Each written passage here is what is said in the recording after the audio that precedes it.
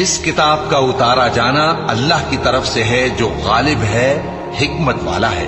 اے پیغمبر، ہم نے یہ کتاب تمہاری طرف سچائی کے ساتھ نازل کی ہے، تو اللہ کی عبادت کرو، یعنی اس کی عبادت کو شرک سے خالص کر کے۔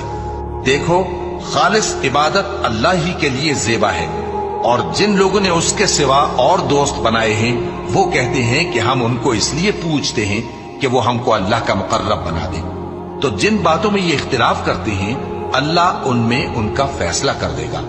بے شک اللہ اس شخص کو جو جھوٹا ناشکرا ہے ہدایت نہیں دیتا۔ اگر اللہ کسی کو اپنا بیٹا بنانا چاہتا تو اپنی مخلوق میں سے جس کو چاہتا منتخب کر لیتا۔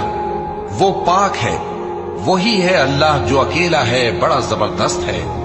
اسی نے آسمانوں اور زمین کو تدبیر کے ساتھ پیدا کیا ہے، اور وہی رات کو دن پر لپیٹتا اور دن کو رات پر لپیٹتا ہے، اور اسی نے سورج اور چاند کو کام میں لگا رکھا ہے، سب ایک وقت مقرر تک چلتے رہیں گے۔